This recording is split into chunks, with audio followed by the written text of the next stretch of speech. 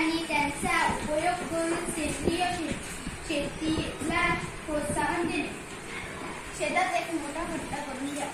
त्यात शेतातील कचरे टाका, काळी कचरे टाका.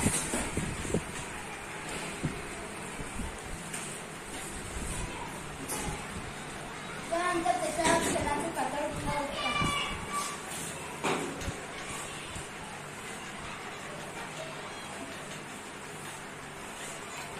त्यानंतर त्याच्यात पाणी मिळतं.